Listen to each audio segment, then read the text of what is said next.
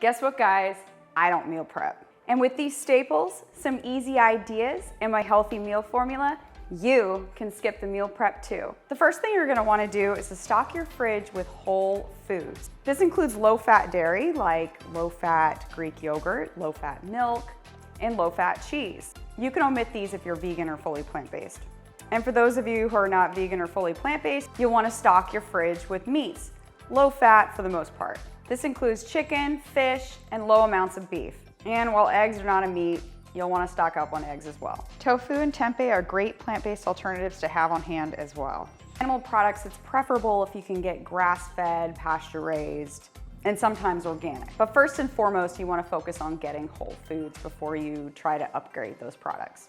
Preferably, you're going to want to buy in-season fruits and vegetables. Well, I probably don't have to list fruits and vegetables for you. For example, zucchini, mushrooms isn't a vegetable, but I'm gonna count it as a vegetable here. Tomatoes, salad greens, onions, cherries, pineapple, apples, bananas, and the list goes on and on. This is what I love about fruits and vegetables. You never get bored of them because there's so many that you can rotate through.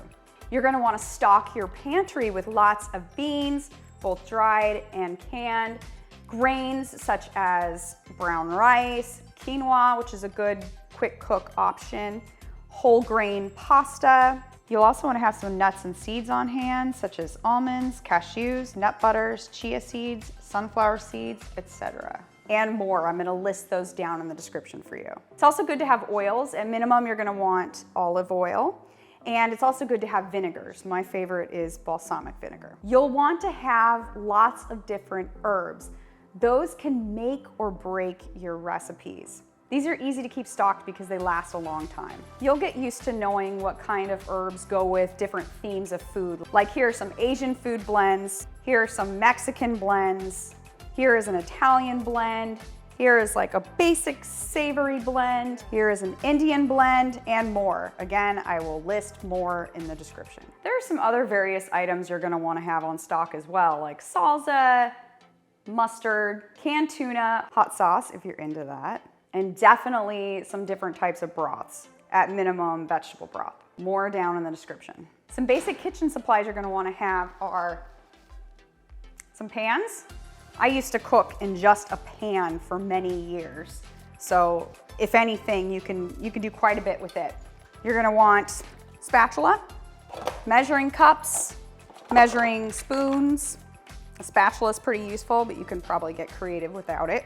A can opener, a slotted spoon. Here are some other supplies that you want to have on hand. All the rest of it is just a bonus. I love my citrus squeezer, but you can also just squeeze the lemon. While you really only need the basics, I don't feel like I could live without my pressure cooker and my air fryer. They make things super easy and quick, so you might want to check those out. I will link the ones that I use in the description.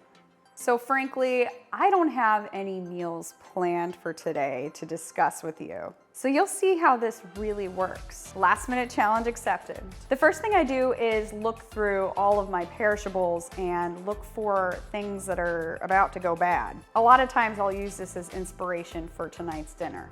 So right now, I've got some broccoli that needs to get used and some zucchini. I don't typically cook those two together unless I'm doing a kitchen sink stir fry. This is one of my favorite things to make. If I were to just use the zucchini tonight, I could do zucchini boats. Or if I was just gonna use the broccoli, I could steam it and put it on the side of some sort of lean meat. Or as a plant-based alternative, I could use it in a Buddha bowl. Another technique is to just go with what you might be in the mood for and look around and see what you can find. For example, just about every Tuesday, we do some sort of Mexican for Taco Tuesday. These themes help prevent the decision fatigue associated with trying to figure out what's for dinner. Some different Mexican options are taco salads, burritos, or tacos, of course. You can do Mediterranean Monday, you can do a pizza Friday, and I know pizza's not generally healthy, but you can make it healthier with light cheese and lots of veggies. And you can come up with some other themes of your own. You're also gonna wanna use a healthy meal formula to help guide the ingredients that you put in your meals. With every meal, I like to have about a palm size each per person of a protein. Now, this doesn't necessarily need to be meat, of course. You can use plant-based proteins like mixing quinoa and chickpeas, tofu, tempeh, or other various types of beans. One of my favorite techniques is to mix both of them so that you're cutting down your meat usage and eating more plant foods. The second type of ingredient you're going to want to have in your meals is some sort of complex carbohydrate. Now, this can be anything from some sort of whole grain, beans if you're not using them as your main protein source, or a starchy vegetable such as potatoes. More listed below. And then an absolute necessity to your meals is vegetables. And I almost forgot, fruit is also considered a carbohydrate. I don't typically add fruit to my dinners, but I do eat a lot of fruit earlier in the day. All right, and what you absolutely don't want to forget is adding vegetables. I like to do about 2 fists of vegetables per person. And this is where you can get really creative or go super simple. Stir frying veggies is delicious, salads are quick and easy, and even easier is steaming a bag of frozen vegetables. While those aren't your only options, they are excellent ones. And then finally, with that meal formula, you're gonna wanna add some form of healthy fat. Since I cook with olive oil most dinners, that's usually what I have for healthy fat, but I also absolutely love nuts, seeds, avocado, and more. I recently stocked up with these staples last night, so I was able to find 4 examples for you within 5 minutes. Tonight I got Taco Tuesday covered with a taco salad. Here's everything you need for a plant-based spaghetti. This chickpea pasta is actually super high in protein. It's very tasty. You could also saute lean ground beef, chicken, or turkey if you want to go the meat route with this. An Asian stir fry is always an amazing option. This one's with tofu, but you can use any type of meat or tempeh as well. Here are the different veggies and seasonings I chose for this, but you can definitely make this a kitchen sink stir fry and throw any veggies in there you want. One kind of protein, 1 or 2 different vegetables to saute, broil, bake, etc., and some sort of grain. This is a 1 grain I have that you do actually need to prep in advance dry, but you can also buy a lot of different grains prepped.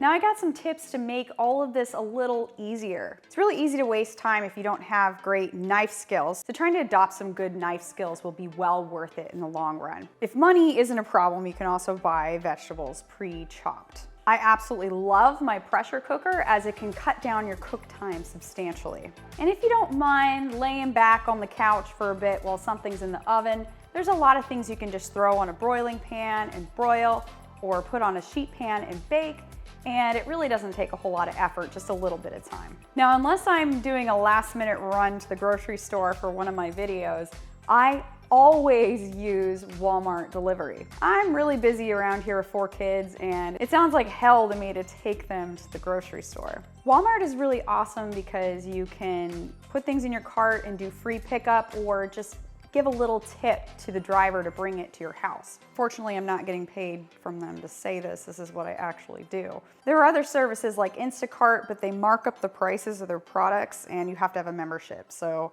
I don't ever use them. If you look carefully around Walmart, you can find some pretty good products. And really, you just need to worry about eating whole foods before you worry about getting things like organic. Another option to make things easy is to cook in bulk. That's really hard for us around here because we have 6 people and I don't have a big enough pan to cook for multiple nights, but you might be able to do it. I do always try to make at least enough leftovers for my fiance to be able to take to work. Bonus if there's any left for me. Sometimes it can also take quite a bit of time to go through your seasonings and measure them all out to make blends. So if you purchase blends, that can make your life a whole lot easier as well. For example, you can use a taco seasoning packet for Mexican, and I absolutely love this taco seasoning blend. I actually use it in a lot of different stuff, not just Greek food. And finally, as far as making things easy, I am a huge fan of pop in the microwave frozen veggies. You don't even need to put this in a bowl and add water and microwave. You can microwave it right in the bag. Now, I'm sure a lot of you are also worried about making things affordable. I know we are. With 6 people here, the grocery bill can sometimes be through the roof.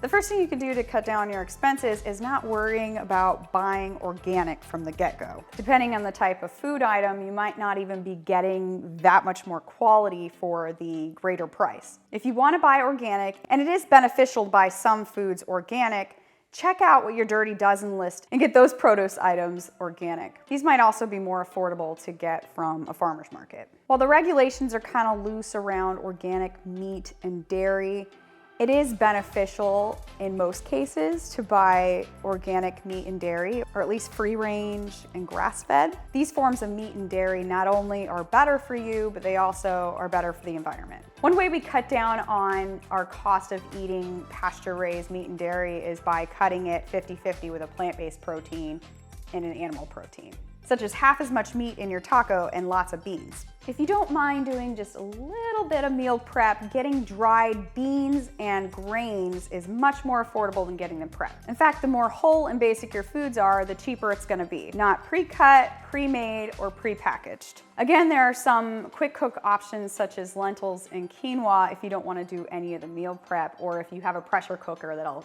cut down that time substantially. Another great tip is to buy your produce in season. This is gonna make it cheaper because it likely didn't have very far to travel, and that actually means that it has more nutritional value. And finally, you can buy your non-perishables in bulk. All right, now we've covered all of the kitchen basics and concepts that you are gonna need to make some creative, last-minute, healthy meals. All right, if you have any last-minute tips you wanna share, or you just wanna let me know that this helped you out, please leave a comment. I really appreciate your support, and I will see you later.